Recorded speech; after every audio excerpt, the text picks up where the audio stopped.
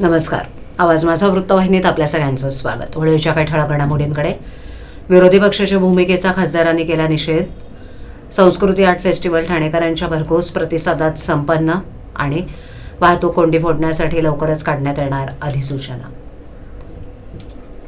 केवळ माध्यमात चर्चेत राहण्यासाठी संसदेचं अधिवेशनाचं कामकाज बंद पाडण्याच्या विरोधी पक्षाच्या भूमिकेचा निषेध करत आज संसदेच्या बाहेर ठाण्याचे खासदार नरेश म्हस्के यांच्यासह नव्यानं पहिल्यांदाच निवडून गेलेल्या सर्व पक्षीय खासदारांनी निषेध आंदोलन केलं.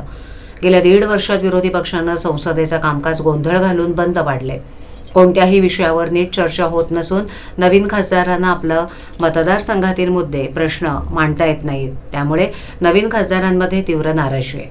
आज या नाराजीला नवीन खासदारांनी वाट मोकळी करून देत संसदेबाहेर बॅनरद्वारे संदेश देत नाराजी व्यक्त केली आहे. गेल्या आठवड्याभरापासून आम्ही संसदेत येतो, मात्र कुणालाही बोलण्याची संधी मिळत नाही. सभागृह सारखं तहकूब केलं जातंय. खासदार म्हणून निवडून येताना देशाप्रती असलेली जबाबदारी, मतदारसंघातील प्रश्न मांडण्याचा अधिकार आणि जनतेच्या अपेक्षांना न्याय देण्याचं कर्तव्य आमच्यावर असतं.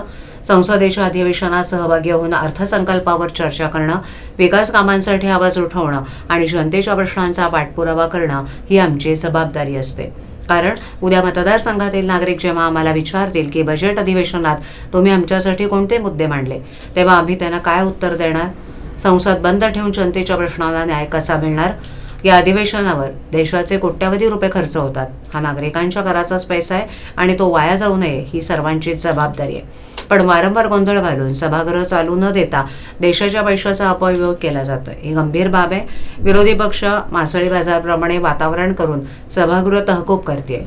म्हणून आम्ही सर्व नवीन सदस्य एकत्र येऊन अध्यक्षांची भेट घेऊन हे अधिवेशन चालवण्याची मागणी करणार आहोत.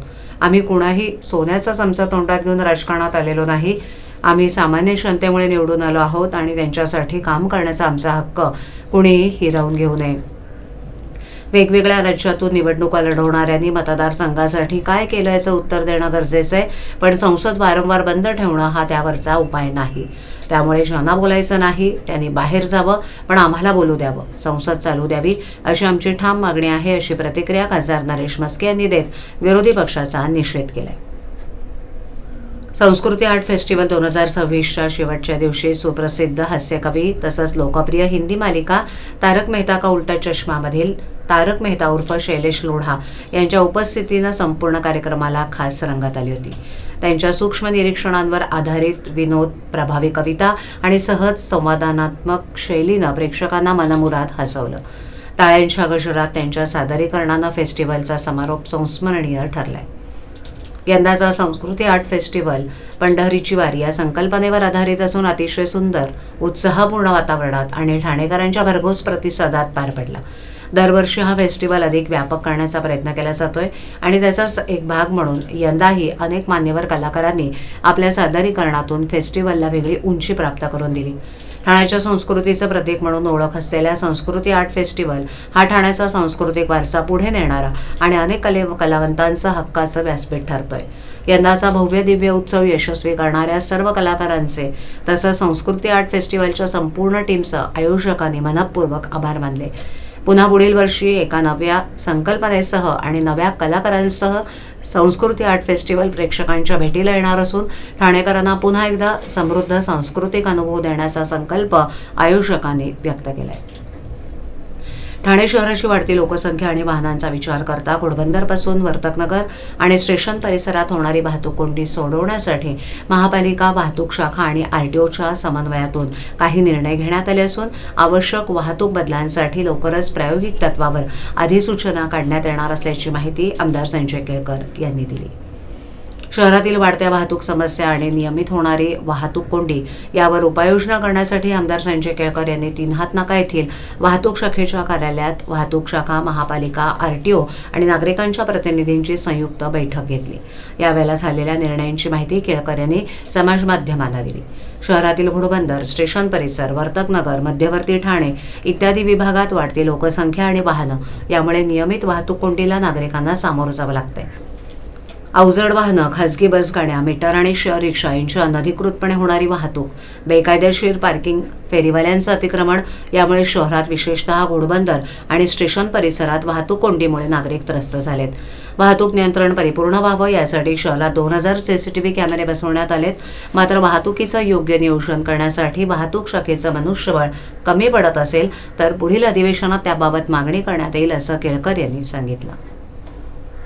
12वीची परीक्षा आजपासून सुरू झाली. ठाणे जिल्ह्यातून 1,08,054 विद्यार्थी 12वीची परीक्षा देणार आहेत. त्यासाठी 193 परीक्षा केंद्रांची निवड करण्यात आली आहे. परीक्षेच्या काळात कोणताही अनुचित प्रकार घडू नये तसंच कॉपीमुक्त परीक्षेसाठी शिक्षण विभागाकडून 6 भरारी पथकांची नियुक्ती करण्यात आली आहे. ही पथकं विद्यार्थ्यांवर करडी नजर ठेवणार आहेत. 12वी परीक्षेसाठी जिल्हा परिषदेच्या शिक्षण विभागानं जय्यत तयारी केली आहे. 55,576 विद्यार्थी तर 52,478 विद्यार्थ्यांनी ही परीक्षा देणार आहेत. जिल्हाधिकाऱ्यांच्या मार्गदर्शनाखाली तालुकानिहाय भरारी पथकं नेमण्यात आली आहेत. परीक्षा केंद्रांवर या पथकांचे विशेष लक्ष असणार आहे. भरारी पथकामध्ये शिक्षणाधिकारी, तज्ज्ञ शिक्षक, प्राध्यापक आणि मुख्याध्यापक यांच्या पथकाचा समावेश आहे. तसंच विशेष महिला पथकाचाही समावेश असणार आहे. जिल्ह्यामध्ये अंबरनाथ येथील एका परीक्षा केंद्र हे संवेदनशील म्हणून जाहीर करण्यात आले. या केंद्रावर पथक नियुक्त करण्यात आले. या परीक्षा केंद्रावर केंद्र प्रमुख आणि कर्मचारी नियुक्त करण्यात आले. परीक्षा केंद्रावर गैरप्रकार होऊ नयेत याकरता दक्षता घेण्यात आली आहे. या केंद्र परिसरातील झेरॉक्सची दुकानं बंद ठेवण्याच्या सूचना पोलीस यंत्रणांना देण्यात आल्यात. तसंच 12वीच्या परीक्षेला बसलेल्या सर्व विद्यार्थी-विद्यार्थिनींना परीक्षेत उज्ज्वल यश मिळावं यासाठी एनकेटी ट्रस्टचे प्रमुख समाजरत्न डॉक्टर नानजीबाई खिमजीबाई ठक्कर यांनी शुभेच्छा दिल्या आहेत.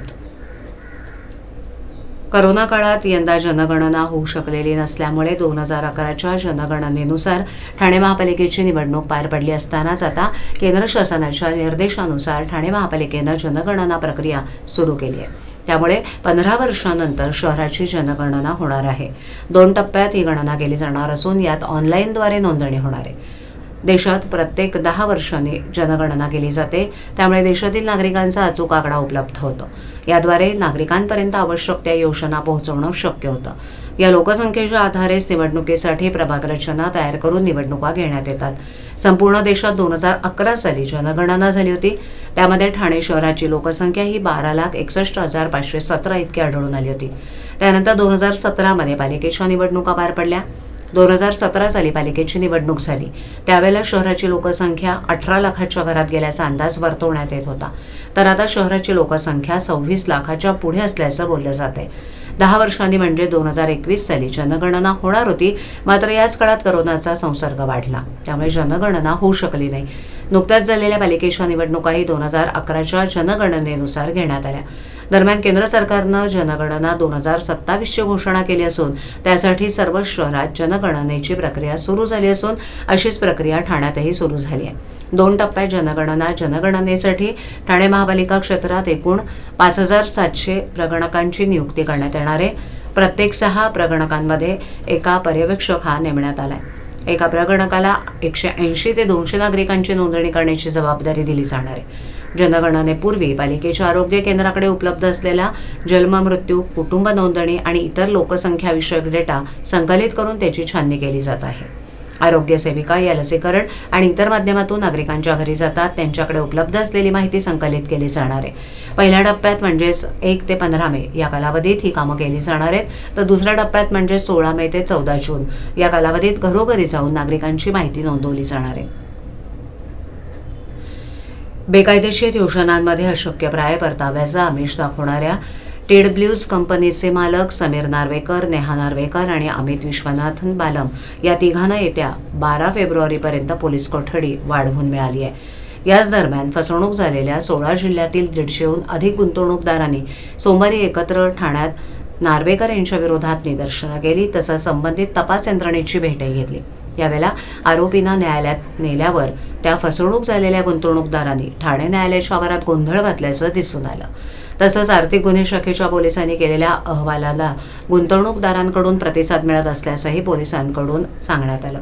महाराष्ट्रामध्ये एकूण 1,200 कोटी रुपयांची फसवणूक करून हजारो गुंतवणूकदारांच्या रकमेचा अपहार करणाऱ्या तिघांना ठाणे आर्थिक गुन्हे शाखेच्या पथकानं गुजरात इथून अटक केली आहे. त्यांना ठाणे न्यायालयात हजर केल्यावर त्या तिघांना 10 दिवसांची पोलीस कोठडी मिळाली होती. सोमवारी त्यांची पोलीस कोठडी संपल्यानंतर पुन्हा ठाणे न्यायालयात पोलिसांनी त्यांना हजर केलं. त्या तिघांना न्यायालयानं 12 फेब्रुवारीपर्यंत पोलीस कोठडी वाढवून दिली आहे. तर ठाणे जिल्ह्यातील 11 गुंतवणूकदारांची संख्या आता 58 झाली असून ती वाढत आहे, अशी माहिती माधवी राजकुंभार, तपास अधिकारी, ठाणे आर्थिक पोलिसांनी दिली आहे.